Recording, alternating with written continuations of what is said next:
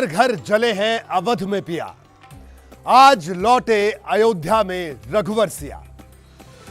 14 बरस का वनवास पूरा करके जब भगवान राम अयोध्या लौटे थे तो वहां की प्रजा ने घी के दीपक जलाकर स्वागत किया।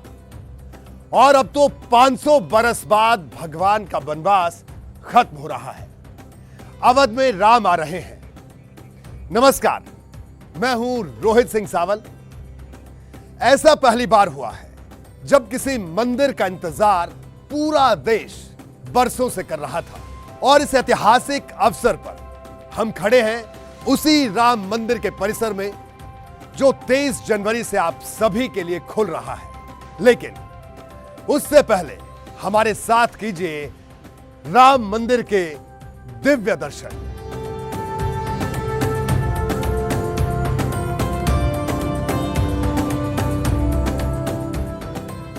कैसा बना है अयोध्या का भव्य राम मंदिर? राम मंदिर में कहां और कितनी दूर से होंगे रामलला के दर्शन? आपके मन में ढेरों सवाल होंगे। एबीपी न्यूज ने न सिर्फ मंदिर का जर्रा जर्रा बनते देखा है, बल्कि आपके लिए वो सारी जानकारियां जुटाई हैं जिससे न सिर्फ आप घर बैठे रामलला के दर्शन कर पाएंगे, बल्कि जब भी आप राम मंदिर आएंगे तो हर कदम की पूरी जानकारी आपके पास होगी। एबीपी न्यूज की एक्सपर्ट टीम ने मंदिर का ऐसा मॉडल तैयार किया है जो हूबहू मंदिर जैसा है।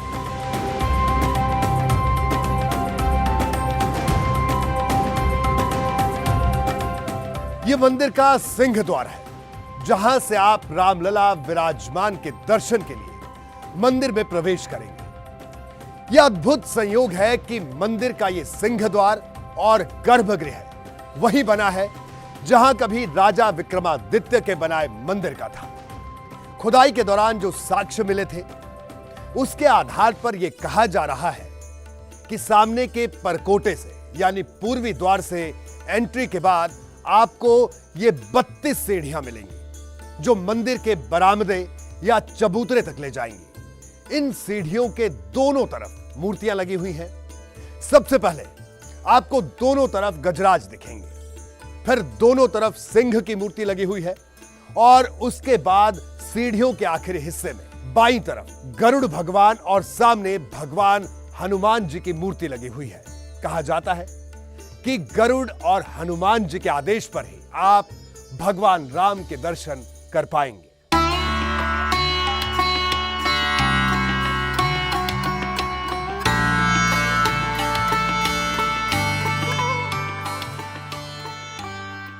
यह अद्भुत संयोग है कि मंदिर का यह सिंह द्वार और गर्भगृह वही बना है जहां कभी विक्रमादित्य के बनाए मंदिर का था। सिर्फ ये मूर्तियां ही नहीं, पूरा मंदिर राजस्थान के भरतपुर में वंशी पहाड़पुर के सैंडस्टोन से तैयार किया गया है। इन पर नक्काशी चमकती भी है और सॉफ्टनेस के कारण जल्दी भी होती है। इसी खासियत की वजह से पूरे देश में इस पत्थर को चुना गया।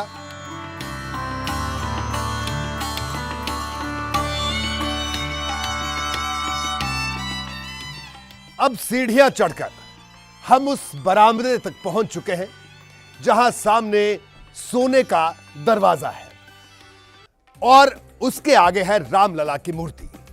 शास्त्रों के हिसाब से मंदिर जब बनता है तो निर्माण ऐसा होता है कि सामने से सीधे भक्त को भगवान के दर्शन हो। यहां भी आप इस मुख्य द्वार से ही सीधे रामलला के दर्शन कर पाएंगे। आपको इसके वास्तुकला के बारे में भी बता दें।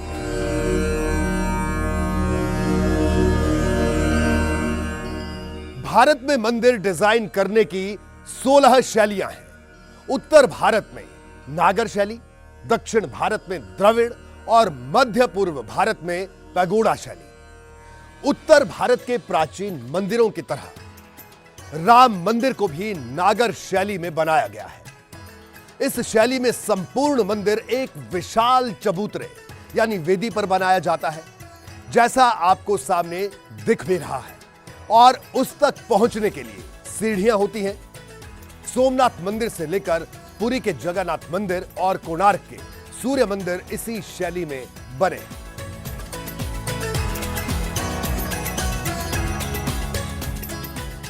मंदिर में प्रवेश से पहले सोने से मढ़े इस दरवाजे की कहानी आपको बताते हैं। महाराष्ट्र के चंद्रपुर से आई सागौन की लकड़ी से यह दरवाजा बना है। पहले दरवाजे पर नक्काशी की गई और फिर कॉपर प्लेट चढ़ाकर मोल्डिंग तैयार की गई। फिर इन दरवाजों को दिल्ली भेजकर वहां इन पर सोना मढ़ा गया है। इन दरवाजों पर हाथी, कमल दल, झरोखे जैसे डिजाइन और ज्यादा इनको भव्य बनाते हैं। हिंदू धर्म में शुभ के जो भी प्रतीक होते हैं उन चिन्हों को दरवाजों पर उकेरा गया है। प्रवेश द्वार पर लगा दरवाजा, यह दरवाजा 14 फुट ऊंचाई का है और ऐसे कुल 14 दरवाजे पूरे मंदिर में लगे हैं। चलिए अब मंदिर में प्रवेश करते हैं।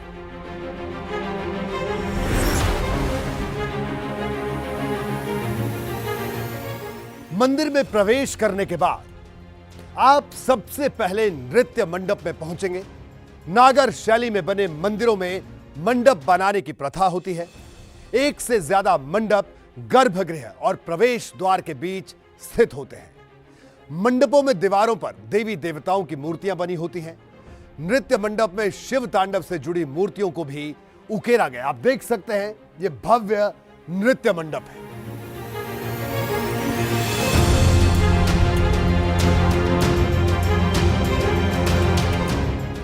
खंभे पर बनाई गई इन मूर्तियों में से एक को बनाने में 12 से 15 दिन का वक्त लगा।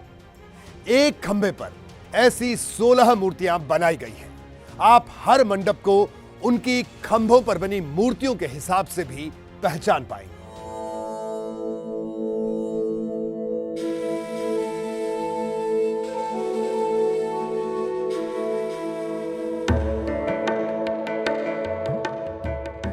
इन खंभों में कोई भी जॉइंट नहीं है।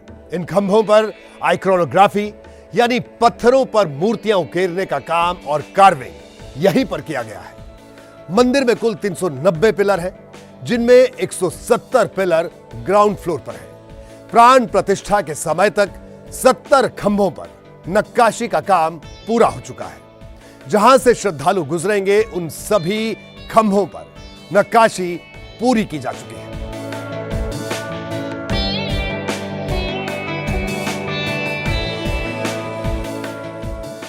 राजस्थान से आए कारीगरों ने इन पिलर्स को खड़ा किया है। 2 पत्थरों के बीच कॉपर के क्लिप्स लगे हैं। पत्थरों को ऐसे रखा गया है कि उनके बीच जगह नहीं है। बाकायदा CBRI यानी central building research institute Roorkee ने इसकी गुणवत्ता की जांच की है और उनकी रिकमेंडेशन को आधार बनाकर ही इस तरह से पूरा स्ट्रक्चर तैयार हुआ है।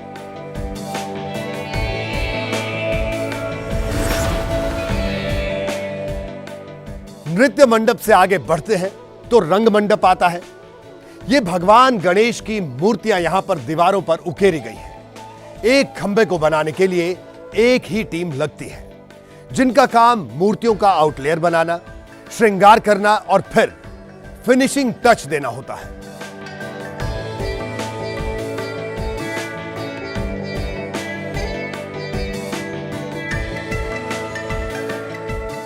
अब हम आ चुके हैं सभा मंडप यानी गूढ़ मंडप में। यह सबसे बड़ा और ऊंचा मंडप है, जिसके बाद सीधे गर्भगृह के दर्शन होंगे। भक्तों को यहीं से अपने आराध्य श्री राम के दर्शन करने होंगे। यहां पर खंभों में भगवान विष्णु से जुड़ी मूर्तियां उकेरी गई हैं। यहीं सामने लगा है सोने का मढ़ा यह दरवाजा।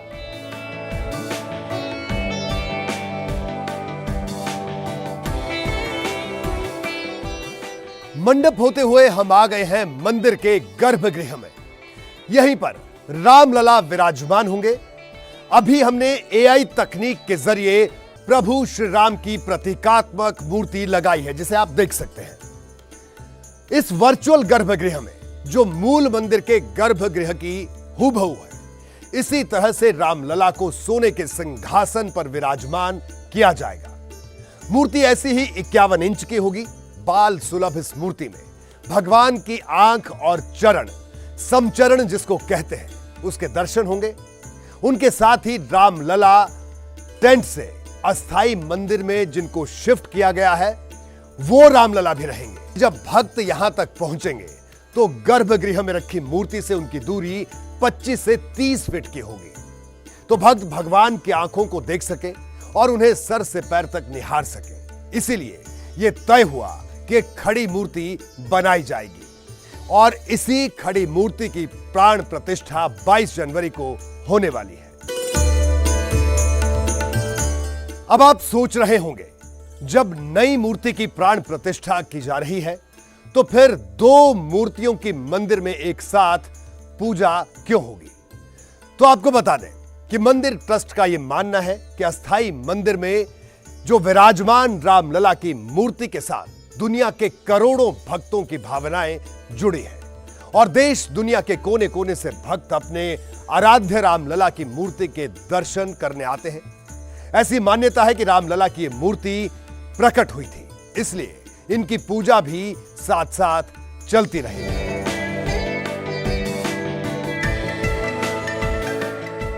क्योंकि यह गर्भगृह होगा, इसलिए यहां आसपास कोई खिड़की नहीं होगी। इसलिए जो मंदिर आपको बाहर से खुला खुला दिख रहा था, वो अंदर में बिल्कुल चारों तरफ से बंद होगा। 8 दिशाएं, अष्टभुजाएं और विष्णु के 8 स्वरूपों को ध्यान में रखकर गर्भगृह अष्टकोण में बनाया है। इसी के एक तरफ प्रार्थना मंडप और दूसरी तरफ कीर्तन मंडप होगा। जब मंदिर पूरी तरह से तैयार हो जाएगा तो यहां कीर्तन मंडप में कीर्तन और रामधुन लगातार होती रहेगी। अब इस गर्भगृह से जुड़ी एक और खास बात आपको बताते हैं। राम नवमी के दिन सूर्य करेंगे रामलला का अभिषेक। ऐसा खास इंतजाम किया गया है कि राम नवमी के पावन मौके पर दोपहर 12 बजे सूर्य की किरणें शिखर से आकर रामलला के ललाट पर पड़ेंगी, ताकि राम जन्म का लम्हा भक्तों के मन मस्तिष्क में यादगार रहे। अब आप सोच रहे होंगे कि ऐसा कैसे मुमकिन होगा? दरअसल यह मुमकिन हो पा रहा है तकनीक की वजह से। जब इस जगह पर राम नवमी के दिन सूर्य के चाल की गणना की गई तो पता लगा कि सूर्य की किरणें उत्तरी दिशा से पड़ेंगी, तो फिर उसे ललाट तक कैसे लाया जाए? अब बेंगलुरु में ऐसा कंप्यूटराइज्ड सिस्टम डेवलप हो रहा है कि सुराग के जरिए सूर्य की किरण गर्भगृह में आएंगी और राम नवमी को दोपहर 12 बजे रामलला के ललाट पर गिरेंगी। अगले 20 सालों तक सूरज की मूवमेंट क्या होगी, उसके हिसाब से प्रोग्राम बनाया गया है।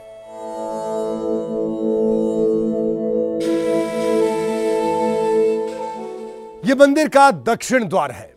गर्भगृह में दर्शन के बाद भक्त दक्षिण द्वार से नीचे उतरेंगे इन्हीं सीढ़ियों के जरिए।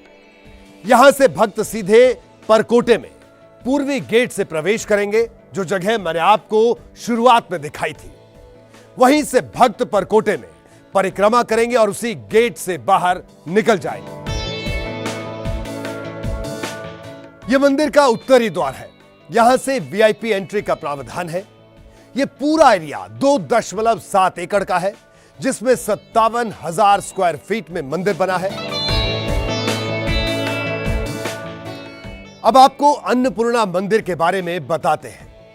पुराणों में जिस सीता रसोई का जिक्र है, लोगों की भावनाएं थी कि सीता रसोई को भी जोड़ा जाए, तो मंदिर ट्रस्ट ने तय किया कि यहां पर एक अन्नपूर्णा का मंदिर होगा, जो कि शक्ति का मंदिर माना जाएगा और यहीं से भगवान के प्रसाद की व्यवस्था होगी। जो प्रसाद बनेगा वही भगवान को भोग लगाया जाएगा।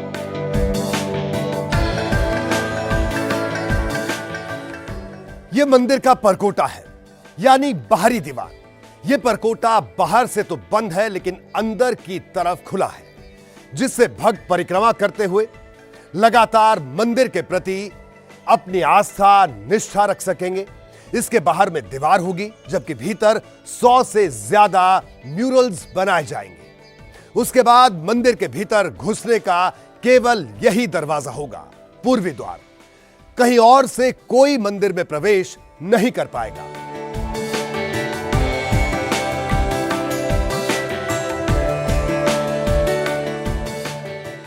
आगे बढ़ने से पहले हम आपको बता दें कि इस पूरे मंदिर में कहीं भी लोहे का इस्तेमाल नहीं किया गया है, क्योंकि लोहे की आयु होती है 90 से 100 साल। अब चूंकि मंदिर कम से कम 1000 साल के लिए बनना था, तो लोहे को किया गया ना, और पूरा मंदिर पत्थर से तैयार हुआ।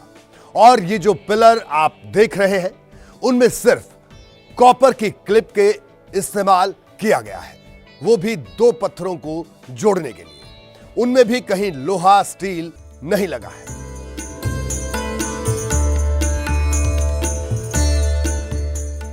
अब इस ऐतिहासिक मंदिर की नींव के बारे में भी आपको बता दें। जब यहां की मिट्टी की जांच हुई तो पाया गया कि सैकड़ों साल पहले सरयू नदी यहीं से गुजरती थी। इसलिए नींव के लिहाज से यहां की मिट्टी इतनी मजबूत नहीं है कि 1000 साल के लिए मंदिर को मजबूती दे पाए। तो तय हुआ कि यहां ऐसी मिट्टी लाई जाए जिस पर मंदिर मजबूत बने। तो हुआ यह कि 2.5 एकड़ जमीन की मिट्टी को बाहर निकाला गया और टेक्नोलॉजी के जरिए मिट्टी में सीमेंट और केमिकल मिलाकर ऐसा मिक्सचर तैयार किया गया जिसमें पत्थर जैसी गुणवत्ता हो जाए। पहले 15 मीटर की खुदाई हुई और फिर उसमें 47 लेयर मिट्टी के डाले गए, जिस पर यह भव्य मंदिर बनकर तैयार हुआ है। इस मंदिर में कोई बेसमेंट नहीं है।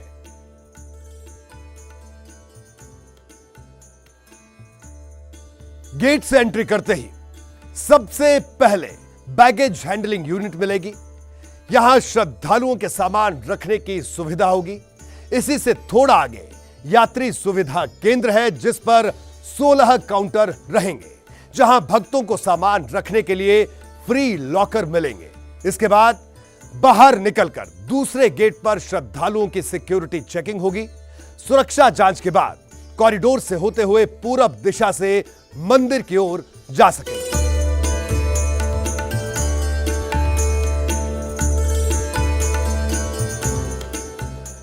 करीब 3,500 मजदूरों की मेहनत का यह नतीजा है कि 40 महीने में मंदिर का पहला फेज पूरा हो गया है। प्रथम तल पर राम दरबार सजना है। देश दुनिया के श्रद्धालुओं की उम्मीद का यह मंदिर अब आपके स्वागत के लिए तैयार है। हमने आपको राम मंदिर के वर्चुअल दर्शन करवाए।